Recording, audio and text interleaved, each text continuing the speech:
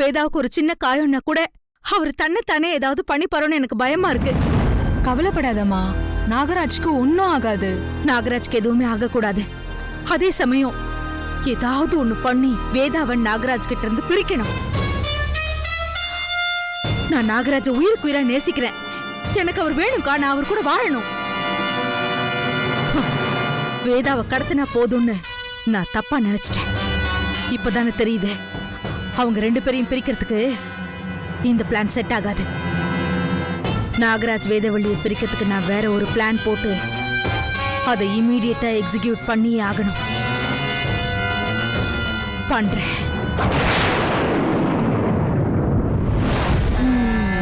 வீட்ல யாரும் இல்ல. இப்ப நம்ம மட்டும்தான் தனியா இருக்கோம். ஏன் இந்த நேரத்தை யூஸ் பண்ணி யாகம் நடத்தக்கூடாது? யாகம் நடத்தலாம்.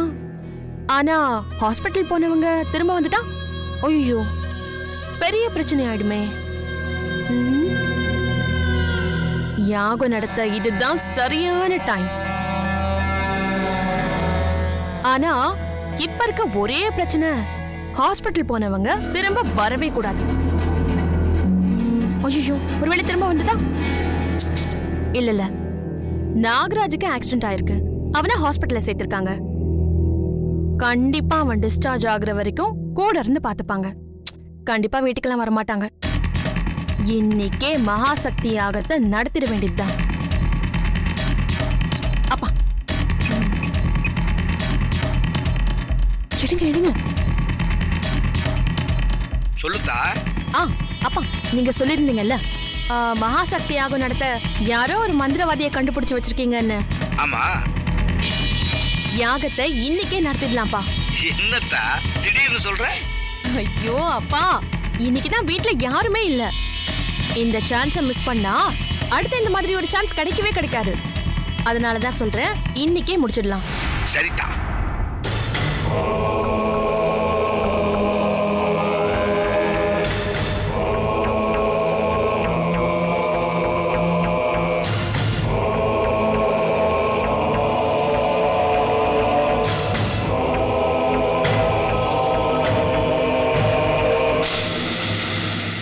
சாமி வணக்கம். சொல்லுங்க சாமி, ஏற்கனவே மகாசக்தி யாகத்தை பற்றி உங்கள்கிட்ட சொல்லியிருக்கேன். அந்த யாகத்தை இன்னைக்கு நைட்டு நீங்கள் எனக்கு நடத்தி கொடுக்கணும். ஏற்பாட்டை பற்றியால் நீங்கள் ஒன்றும் கவலைப்பட வேணாம். எல்லா ஏற்பாட்டையும் நானே பார்த்துக்கிறேன். சாமி வந்து யாகத்தை நடத்தி கொடுத்தாலே போதும். எனக்கு இன்னைக்கு வேற பூஜை இருக்கு. நீங்கள் பிஸியான சாமிங்கிறது எனக்கு நல்லா தெரியும். அதே மாதிரி நான் யாருன்னு உங்களுக்கு நல்லா தெரிஞ்சிருக்கும். நான் இவ்வளோ பெரிய ஆள், நானே நேரில் வந்து உங்களை கூப்பிட்றேன்னா எனக்கு எவ்வளோ பெரிய பிரச்சனை இருக்கும். புரிஞ்சுக்கோங்க சாமி. ஆறா இருந்தாலும் எனக்கு பிரச்சனை ஒண்ணுதான்.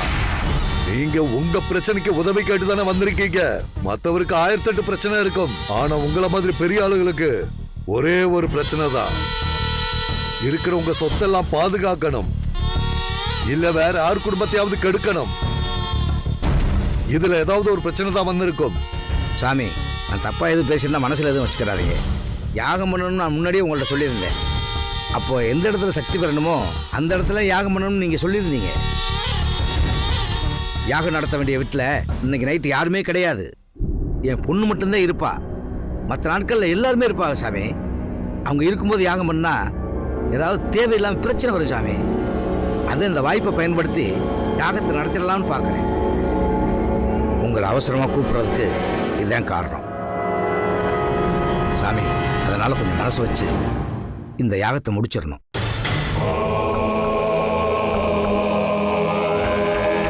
நான் ஆத்தா கிட்ட உத்தரவு கேட்கிறேன். அவ கொடுத்தானா நான் வரேன்.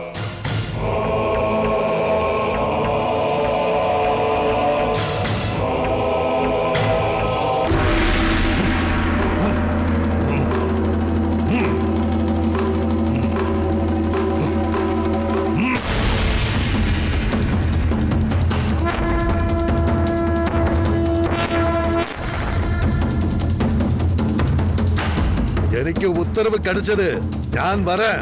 சாமி யாகம் நடத்த சம்மதிச்சதுக்கு ரொம்ப நன்றி. யாகத்தை பற்றி கவலைப்பட வேண்டாம், எல்லாம் ரெடியாக இருக்கும். சாமி வந்தால் மட்டும் போதும். யாகத்தை நல்லபடியா முடிச்சிடலாம். வாங்க சாமி போகலாம்.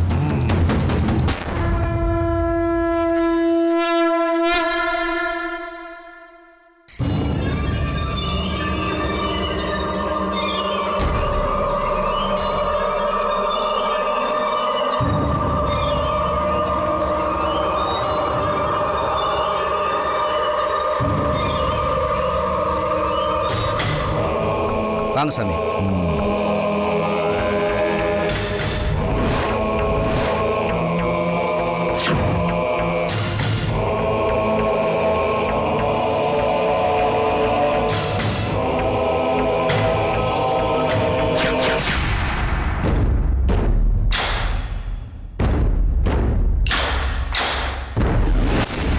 பகவதி காளி.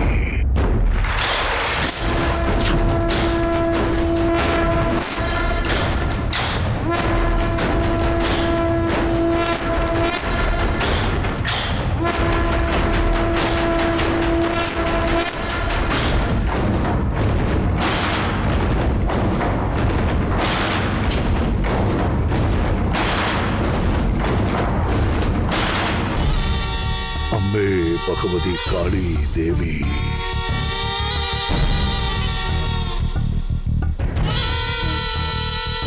சாமி உட்காருமா. பா உட்கார்த்தா, நான் இருக்குல்ல, தைரியமா உட்கார்த்தா.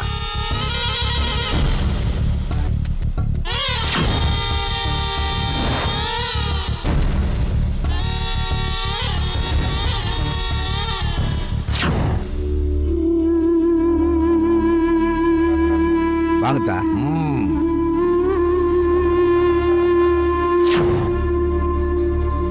விளக்கேத்துமா.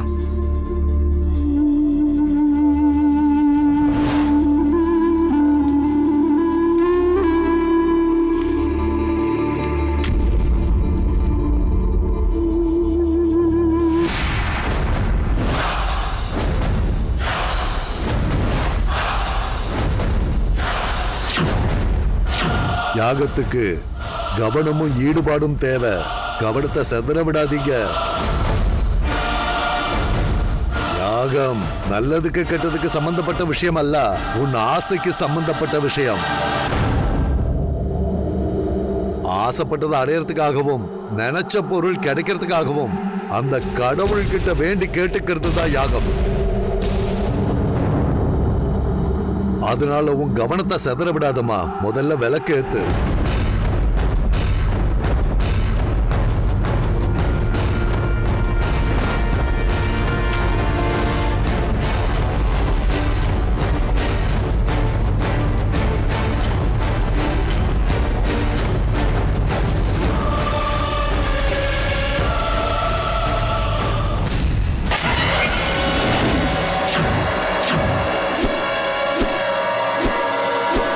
நான் சொல்றத திருப்பி சொல்லுங்க. சரிங்க சாமி.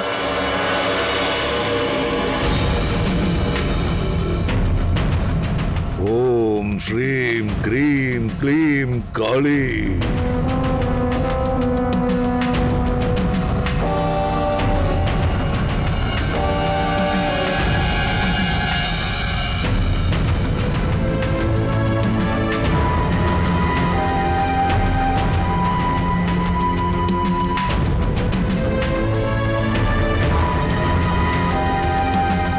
அம்மாடி, நீ எழுந்திரி.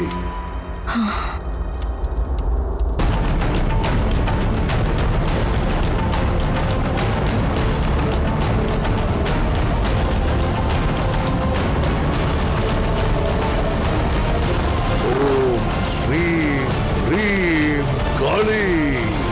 கொடுங்காளி பைரவி காளி.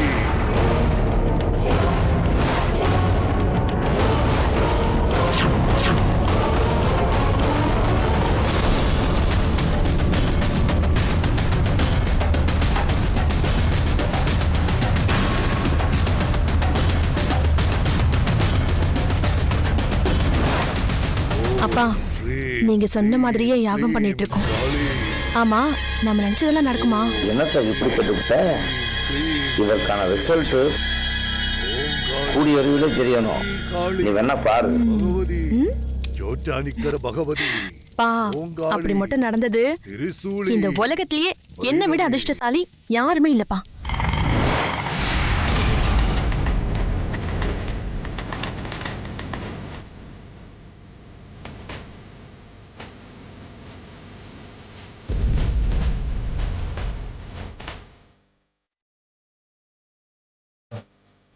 ஓம் ஸ்ரீ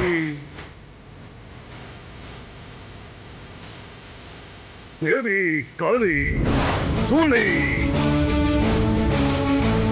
நாராயணி என்ன காக்கணே அம்மே ஜோட்டானிக்கர பகவதி தேவி அம்மே நாராயணி காளி நீலி சூளி தேவி காளி சூளி.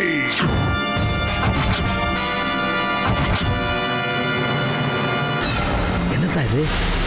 யார் வரமாட்டான்னு சொன்னு இருந்தாலும் வந்திருக்கா. இப்ப என்னத்தான் பண்றது? ஐயோ எனக்கும் அதான்ப்பா என்ன பண்றதுன்னு தெரியல. ஷாக்கிங்கா இருக்கு.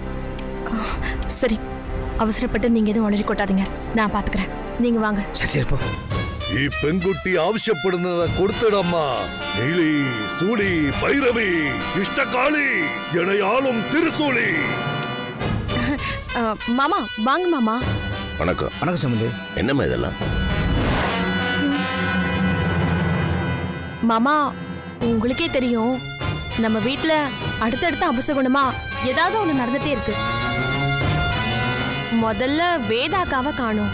இப்ப என்னடானா நாகராஜ் மாமாவுக்கு ஆக்சிடென்ட் ஆயிடுச்சு. இத நான் அப்பா கிட்ட சொல்லி ரொம்ப ஃபீல் பண்ணிக்கிட்டு இருந்தேன். அப்பதான் அப்பா சொன்னாரு, நமக்கு தெரிஞ்ச சாமியார் ஒருத்தர் இருக்காரு, அவரை வச்சு வீட்டுல ஒரு பூஜை பண்ணா வீட்டை பிடிச்ச பீடையெல்லாம் அழிஞ்சிரும்னு சொன்னாரு. அதுக்கப்புறம் நல்லதே நடக்கும்னு சொன்னாரு. அதான் மாமா நல்ல காரியத்தை எதுக்கு தள்ளி போடணும்னு சொல்லி அப்பா சாமியாரை வச்சு பூஜை பண்ணிட்டு இருக்காரு.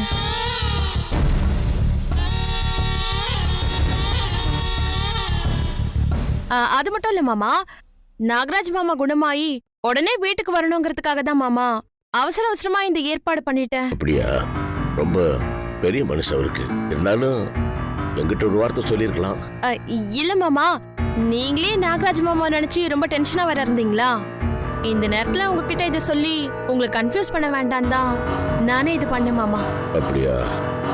ஆமா சம்பந்தி, பொண்ணு கேட்டா நல்ல விஷயம் தானே அப்படின்னு சொல்லி நானே ஏற்பாடு பண்ணிட்டேன். ரொம்ப பெரிய மனசு உங்களுக்கு.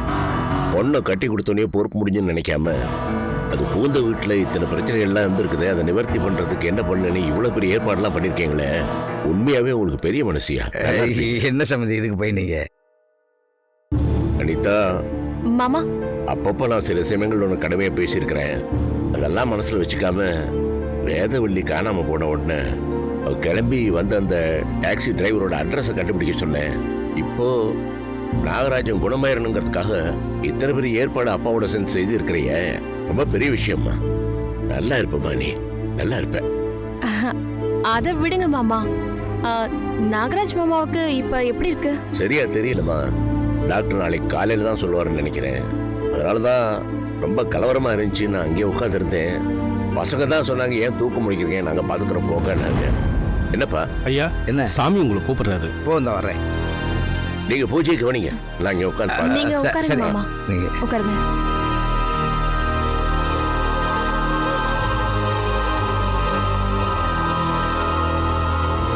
திருடுறதுக்கு சாவிய முதலாளியே கொடுத்தது மாதிரி அவன் குடும்பத்தை அழிக்க அவன் வீட்டிலேயே அவன் முன்னாடியே யாகம் பண்றான்.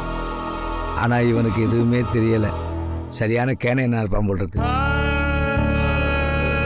அப்பா, சில விஷயங்கள் இவங்களுக்கு தெரியாம இருக்கிறது தான் நல்லதுப்பா.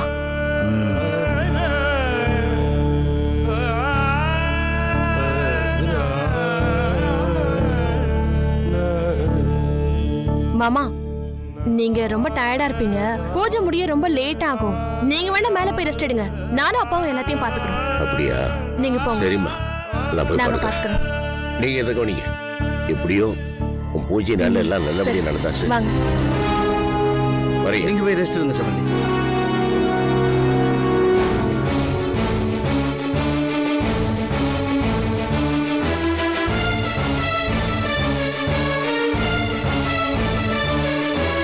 Dikitatum, dikitatum, daka, dakita, sama.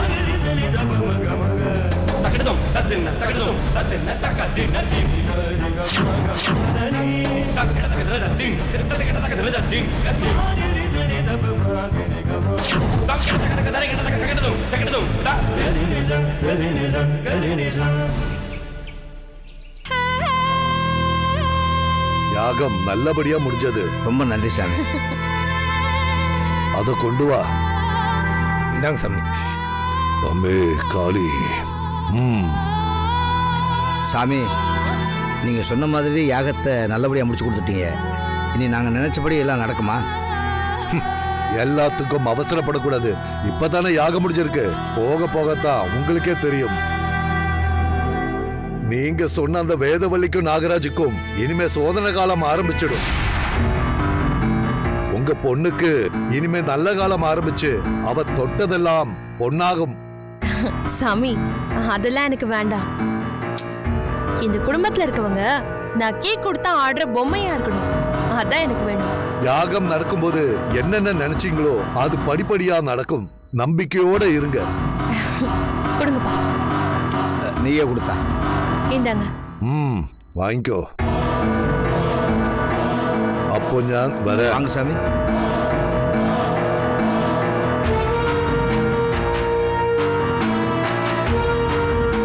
அப்பா, எந்த பிரச்சனையும் இல்லாம யாகத்தை நடத்தி முடிச்சாச்சு. நான் கூட ரொம்ப பயந்துட்டே இருந்தேன். ஆனா நான் பயந்த மாதிரி எதுவுமே நடக்கல. இந்த பார்த்தா இனிமேல் நீ எதை நினைச்சு கவலைப்படக்கூடாது. ஏன்னா அந்த கடவுளே நம்ம பக்கம் இருக்கான். இனிமேல் நீ இந்த வீட்டை உன் இஷ்டப்போட ஆட்டிப்பட. இனிமேல் யாராலையும் உன்னை ஒன்றும் பண்ண முடியாது. கரெக்டா சொன்னீங்கப்பா. இனிமேதான் இந்த அனிதாவோட விளையாட்டே ஆரம்பிக்க போகுதுப்பா. இந்த குடும்பத்துல இருக்கவங்க இனிமேதான் படாத பாடுபட போறாங்க.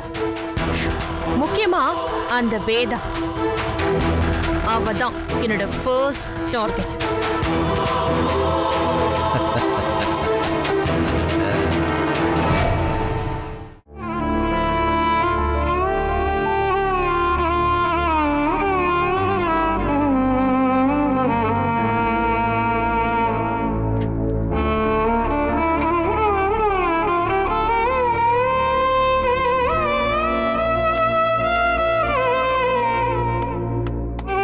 டாக்டர், என் தம்பி கண் முழிச்சிட்டானா? நான் போய் பார்க்கலாமா? No improvement. இன்னும் அன்கான்ஷியஸ்ல தான் இருக்காரு. நினைவு வந்தாதான் எதுவும் சொல்ல முடியும்.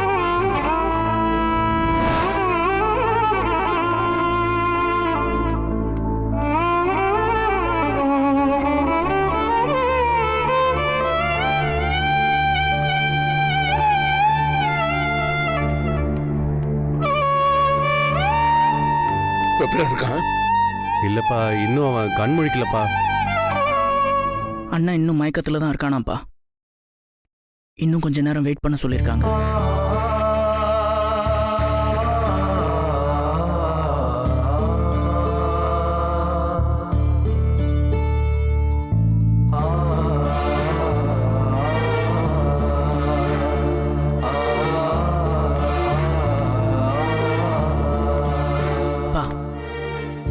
வாங்கப்பா, உட்காருங்கப்பா.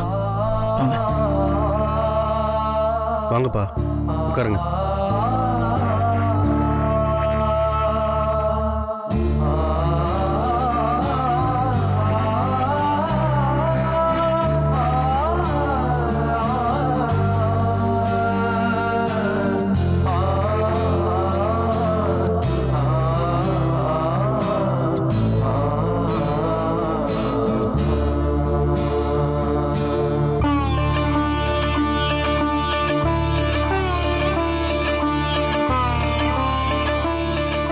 டாக்டர், பேஷண்டோட ரிலேட்டிவ்ஸ் உடனே வர சொல்லுங்க. Okay doctor. சார், டாக்டர் உங்களை உள்ள கூப்பிடுறாரு.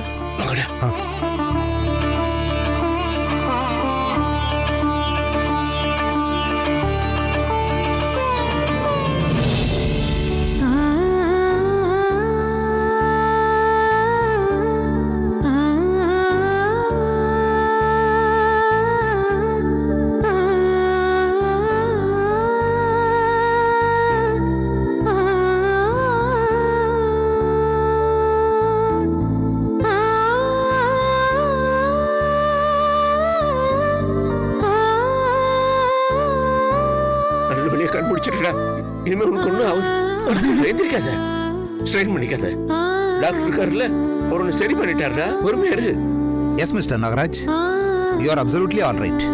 தலையில் அடிபட்டு பிளட் ஹெவியாக லாஸ் ஆனதுனால உங்களுக்கு ஹெமட்டோமாவான்னு நினச்சி நான் கூட ரொம்ப பயந்துட்டேன். டாக்டர், ஹெமட்டோமானா என்ன? ஹெமட்டோமாங்கிறது அப்நார்மல் பிளட் ப்ராப்ளம். உங்களுக்கு புரியுற மாதிரி சொல்லணும்னா ரத்த குழாய்களுக்கு வெளியே ரத்தம் உறைஞ்சு போயிடுறது. ஐயோ, அப்படி ஹெமட்டோமாவா இருந்தா இவர் ஒரே அடியா அன்கான்சியஸ் ஆயிருவாரு. அதோட இவருக்கு பிரெயினும் டேமேஜ் ஆயிருக்கும். ஆனா அப்படி எதுவும் தப்பா நடக்கலைங்கிறது ஸ்கேன் ரிப்போர்ட் மூலமா எனக்கு தெரிஞ்சிருச்சு. இன்ஜுரி ரொம்ப டெப்தா இல்லாததுனால அவர் இப்ப கம்ப்ளீட்டா கியூர் ஆயிட்டாரு. ரொம்ப தேங்க்ஸ் டாக்டர். பரவாயில்லைங்க. அப்பா வேறாச்சுக்கு என்னாச்சுன்னு தெரியலப்பா. அப்பா வேறாச்சுப்பா. ஏய், கொஞ்சம் அமைதியாடுறா. டாக்டர் சார், தனியாக விட்டா இந்த மாதிரி ஏதாவது குழம்பிட்டே இருப்பான் சார். எங்களுக்கு மனசு கஷ்டமா இருக்கும். இவனை வீட்டுக்கு கூட்டிட்டு போயிடுறோம் சார்.